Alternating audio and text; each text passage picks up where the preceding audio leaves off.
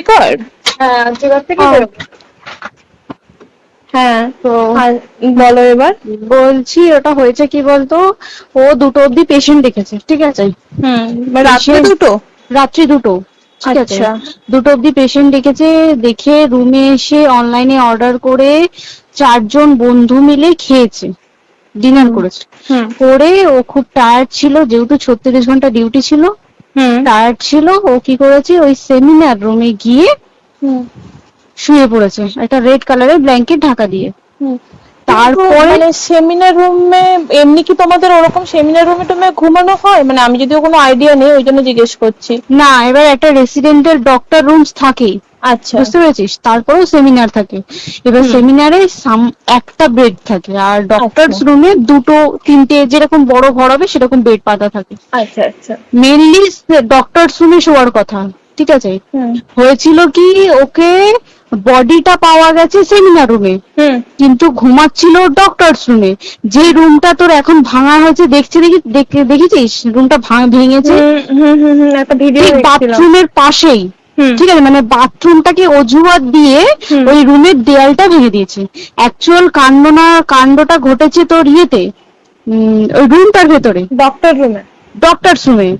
Doctors রুমে ঘটনাটা ঘটেছে, ওই বডিটাকে তো ডক্টর ধস্তাধস্তি। রুমে ওই দিন আর কেউ ছিল না, খালি মানে অনলি ওই দিদিটাই ঘুমোচ্ছিল?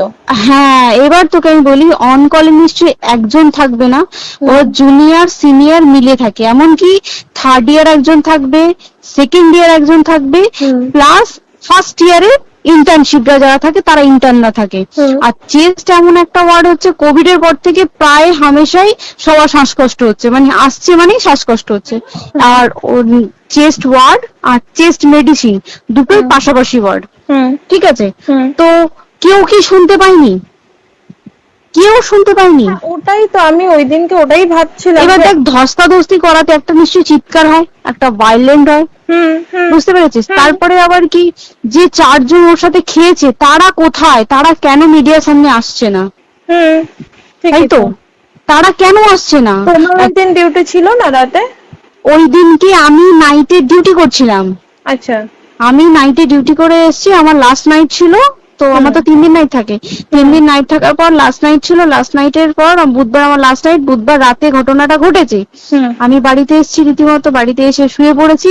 3টের সময় আমার কাছে ফোন এসছে যে সবাইকে ডেকে পাঠিয়েছে, ইমিডিয়েট আয়। হুম। তখন গিয়ে দেখি আরজি করে এই অবস্থা, পুরো গোটা হাসপাতালকে ডেকে পাঠিয়েছিল। গিয়ে দেখি পুলিশ ছয়লা, মানে, আর ওকে যেভাবে, আমি তো বডিটা দেখেছি রে, মানে আমাদের এখনো পর্যন্ত চোখ থেকে নামছে না। রীতিমতো মনে হচ্ছে মেয়েটা যেন আমাদের পাশে পাশে ঘুরছে, একদম এরকম, মানে মানে অদৃশ্যমান, মানে আমরা এরকম ভাবতে পারছি না যে এরকম ভূত থাকে বা একটা স্পিরিট থাকে বা কিছু। এখন আমরা বুঝতে পারছি না ওর আত্মাটা এখনো ঘুরছে আমাদের আশেপাশে। দেখ, ও আমার তলাটা নেই, কিন্তু ওর থেকে ও থাকে 4তলায় ঘটনাটা ঘটেছে, ঠিক 2টো ফ্লোর নিচেই আমি থাকি, আমার আচ্ছা। রুমটা, ঠিক আছে। কিন্তু তাও আতঙ্কে আমরা মানে একদম স্তব্ধ হয়ে গেছে আরজিকরটা। কিন্তু ব্যাপারটা হচ্ছে, তাহলে ডক্টর রুম থেকে ওকে সেমিনার রুমে নিয়ে যাওয়া হয়েছে? হ্যাঁ, অবশ্যই নিয়ে যাওয়া হয়েছে। এবার দেখ, নিয়ে যাওয়া হয়েছে, ওকে যেভাবে মারা হয়েছে এটা একার পক্ষে সম্ভব অসম্ভব, না দিস একদম। Is a impossible. পুরোপুরি গ্যাং রেপ ছাড়া কোনো কিছু নয়।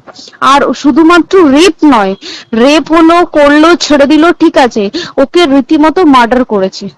মানে মানে হিসেব মতো যা বুঝছি, মানে তোমার কথাতে, হ্যাঁ, ওটা হচ্ছে ওর ওই বন্ধু বান্ধব মেয়েটা ইয়েস, জড়িত। এক্স্যাক্টলি। হয় ওর বন্ধু বান্ধব কেউ, ঠিক আছে, মানে 4জনের মধ্যে কেউ, আইদার ওকে এমন কিছু করতে বলতে। দেখ, বড় বড় কোম্পানিতে তো এরকম হয়, মানে হুম হয় তুমি আমার সাথে কম্প্রোমাইজ হুম করো, নয় হুম তুমি হুম চাকরি হুম ছেড়ে চলে হুম যাও, হুম হুম হয় তো। হুম হুম এখানেও সেরকম কিছু একটা হয়েছে।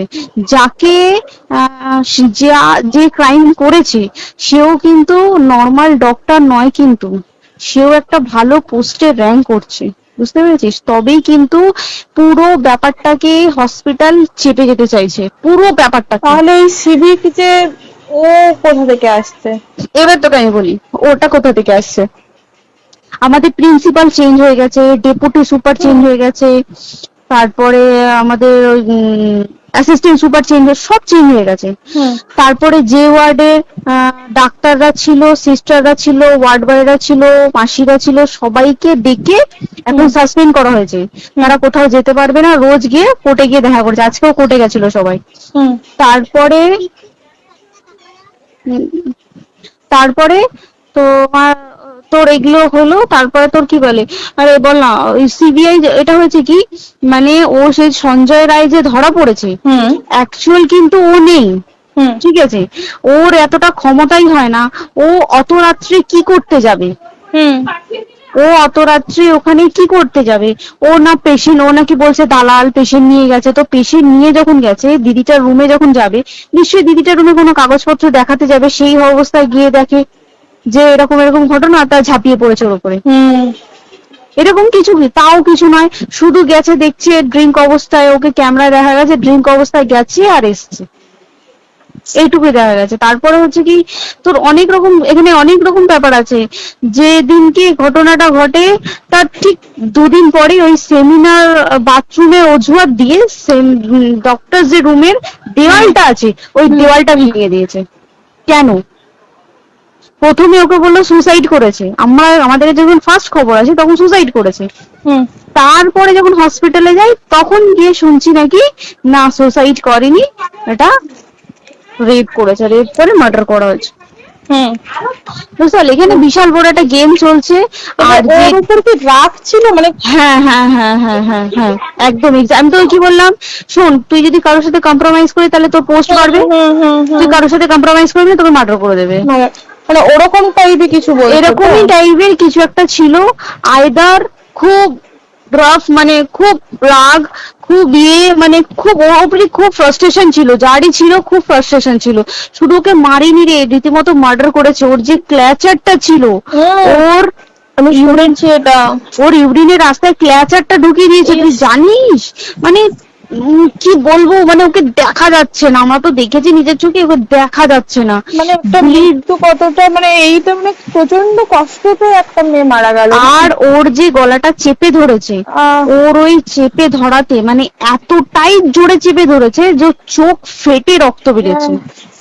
বুঝতে পেরেছিস? মানে কি বলতো, যদি ধরা পড়ে না, উচিত মানে যারা এটার সঙ্গে দায়ী না। আর এই যে সিবিআইটা হয়েছে, সিবিআইটা একমাত্র আমাদের জোরেতেই সিবিআইটা এসছে।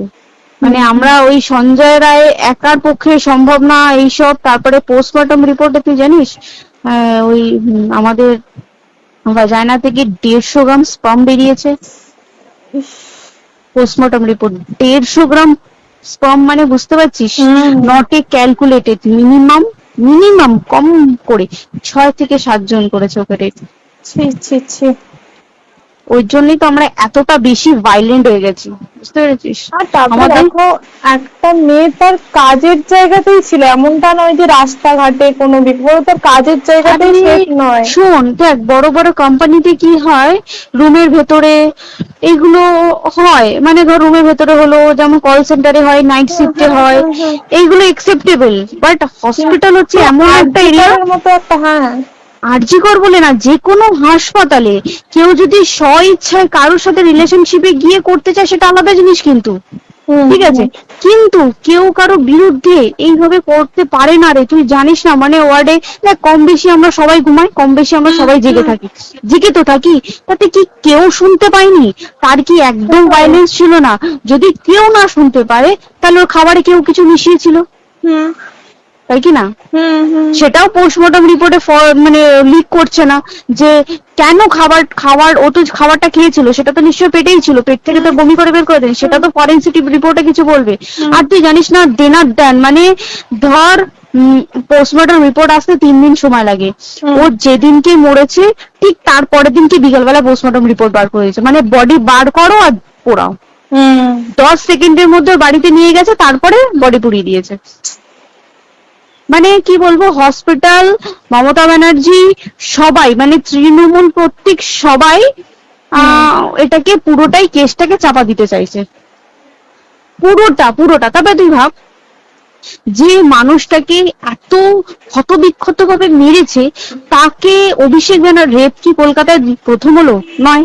হুম বিভিন্ন জায়গায় বিভিন্ন ভাবে রেপ হয়েছে, হুম ধরা পড়েছে, ফাঁসি হ্যাঁ। হয়েছে কি জেল হয়েছে। হুম। অভিষেক বন্দ্যোপাধ্যায় কেন বললো জাস্ট এইট তো কি বলে এনকাউন্টার করতে?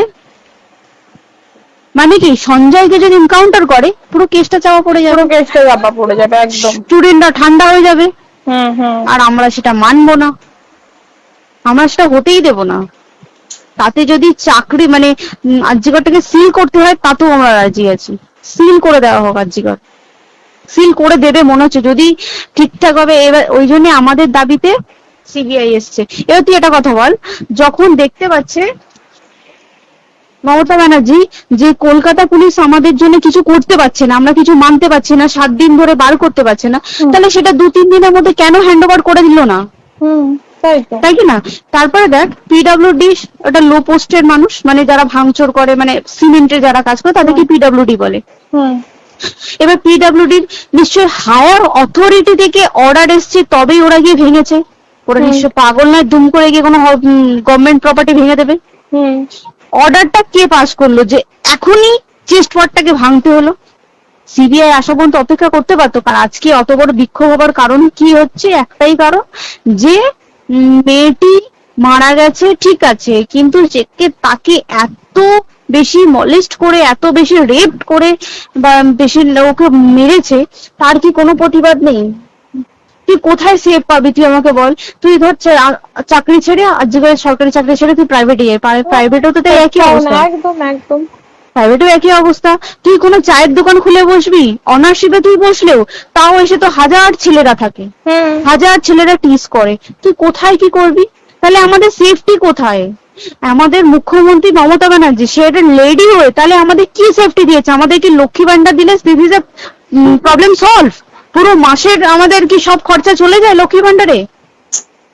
জানি না, আই ডোন্ট নো। মানে আমরা প্রচুর খেপে আছি, প্রচুর। মানে এর বিচার না চাওয়া পর্যন্ত তুই ভেবে চল কি এটা সলভ হবে না। আমার বিচার নিয়ে আমি 2 দিন ধরেই ভাবছিলাম তোমাকে ফোন করবো, কিন্তু মানে এটা ওটাতে হয়ে উঠছে না। আর তোমাকে তো আমি ওই দিন রাতেই হোয়াটসঅ্যাপ করলাম না, এবার তখনই না আমি ব্যাপারটা অতটা বুঝতে পারিনি। আর আমার তার পরের দিনই ভোরবেলা ডিউটি, তো আমি খুব সাবধানে থাকিস, আর বলো না। হ্যাঁ তাই তো, এখন মানে তোমরাও সাবধানে থাকো সবাই। কি বলবো বল, কিছু বলার নেই। দেখ আমাদের মধ্যবিত্ত মানুষরা আমাদের চাকরি করে খেতেই হবে, সোজা কথা। তাই কিনা বল? বাবা এত পুঁজি নেই যে বসে বসে খাবো, ঠিক আছে? সেই মেন্টালিটিও নেই, যদিও থাকে মেন্টালিটিও নেই। হ্যাঁ বাবার পুঁজিতে খাবে। এইবার একটা কথা তুই বল, চাকরিটা কোথায় গিয়ে করবো তুই একটা বল? কোন স্টেটে গিয়ে চাকরি করবো তুই আমাকে বল? ওই যেমন মানে এটা হয়তো আমার মা যেমন বাড়ি থেকে 7টার মধ্যে ঢুকে যাও, দিদিকে তো ধরো অনেক রাত অব্দি 9:30 10টা অব্দি ল্যাবে থাকতেই হয় না। এবার তুই কি করবি বল, কি করবি বলতো এখন?